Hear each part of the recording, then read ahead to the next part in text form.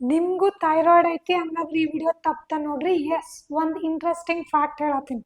ಆ ಫ್ಯಾಕ್ಟ್ ಅಥವಾ ನಿಜ ನಿಮ್ಗೆ ಗೊತ್ತಾಯಿದ್ರೆ ನಿಮ್ಮ ಥೈರಾಯ್ಡ್ ಆಟೋಮೆಟಿಕ್ಲಿ ಕಡಿಮೆ ಆಗುತ್ತೆ. ನಾವೆಲ್ಲರೂ ಥೈರಾಯ್ಡ್ ಟೆಸ್ಟ್ ಮಾಡ್ತೀವಿ, ಆದರೆ ಆ ಟೆಸ್ಟ್ ಮಾಡಿಸೋ ಟೈಮಿಂಗ್ನೇ ಸರಿ ಇಲ್ಲ. ನಾವೆಲ್ಲರೂ ಏನು ಮಾಡ್ತೀವಿ, ಥೈರಾಯ್ಡ್ ಟೆಸ್ಟ್ ಅಂದ ಕೂಡಲೇ ಹೋಗಿ ಖಾಲಿ ಹೊಟ್ಟೆಗೆ ಟೆಸ್ಟ್ ಕೊಡ್ತೀವಿ. ಅದು ಆ್ಯಕ್ಚುಲಿ ಕರೆಕ್ಟ್ ಅಲ್ಲ. ಥೈರಾಯ್ಡ್ ಟೆಸ್ಟು ಯಾಕೆ ಮಧ್ಯಾಹ್ನ ಕೊಡಬೇಕು, 3 to 4 ಅಂದರೆ ಮಧ್ಯಾಹ್ನ 3ರಿಂದ 4 ನಡುಕ್ ಕೊಡ್ಬೇಕು. ಯಾಕಂತ ಹೇಳ್ತೀನಿ.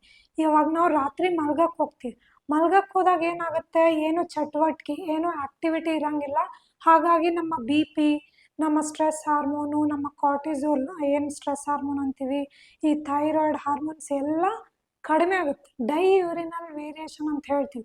ಬೆಳಗ್ಗೆ ಎದ್ದ ಕೂಡಲೇ ಏನಾಗುತ್ತೆ, ಮಕ್ಳಿಗೆ ಸ್ಕೂಲಿಗೆ ಕಳಿಸ್ಬೇಕು, ಕುಕ್ಕಿಂಗ್ ಮಾಡಬೇಕು, ಕೆಲ್ಸಕ್ಕೆ ಹೋಗ್ಬೇಕನ್ನೋ ಈ ಆ್ಯಕ್ಟಿವಿಟಿ ಸಂಬಂಧ ಏನಾಗುತ್ತೆ, ಬಿ ಪಿ ಸ್ವಲ್ಪ ರೈಸ್ ಆಗುತ್ತೆ.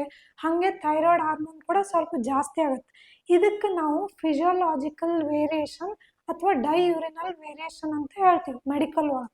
ಅಂದರೆ ಬೆಳಗ್ಗೆ ಜಾಸ್ತಿ ಇರುತ್ತೆ, ಮಧ್ಯಾಹ್ನ ಕಡಿಮೆ ಇರುತ್ತೆ, ರಾತ್ರಿ ಮಕ್ಕೊಳಕ್ಕೆ ಹೋದಾಗ ಇವೆಲ್ಲ ಪ್ಯಾರಾಮೀಟರ್ಸ್ ಏನಿರ್ತೈತಿ ಕಡಿಮೆ ಆಗುತ್ತೆ. ಇವತ್ತು ಒಂದು ಪೇಷಂಟ್ ಬಂದಿದ್ರು ಥೈರಾಯ್ಡು, ಅವ್ರದ್ದು TSH 11 ಇತ್ತು.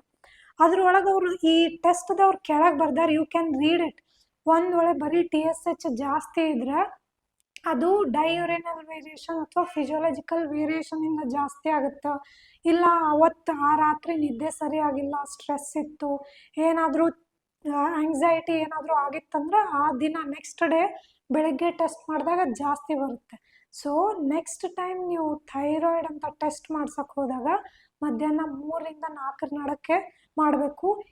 ಆ್ಯಂಡ್ ಇನ್ನೊಂದು ಏನು ಮಿಸ್ಟೇಕ್ ಆಗತ್ತೈತೆ ಅಂದರೆ ಎಲ್ಲ ಕಡೆ ಬರೀ TSH ಒಂದೇ ಟೆಸ್ಟ್ ಮಾಡ್ತಾರೆ. ಅದು ಒಂದೇ ಟೆಸ್ಟ್ ಮಾಡಬಾರ್ದು. TSH ಜೊತೆ T3 T4 ಅನ್ನೋ ಟೆಸ್ಟ್ ಬರ್ತಾವೆ, ಅದನ್ನು 3 ಮಾಡಬೇಕು.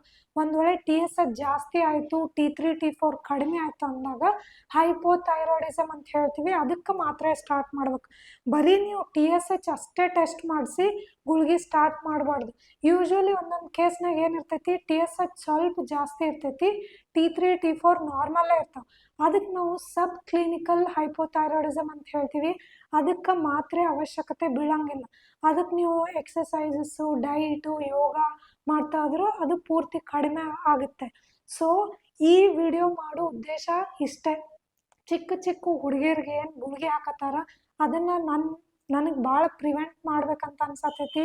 ಸೊ ಈ ವಿಡಿಯೋ ಎಲ್ಲರಿಗೂ, ನಿಮ್ಮ ಫ್ರೆಂಡ್ಸು, ಫ್ಯಾಮ್ಲಿ, ಸಿಸ್ಟರ್ಸು, ಬ್ರದರ್ಸು ಎಲ್ಲರಿಗೂ ಶೇರ್ ಮಾಡಿ. And follow me for more such health.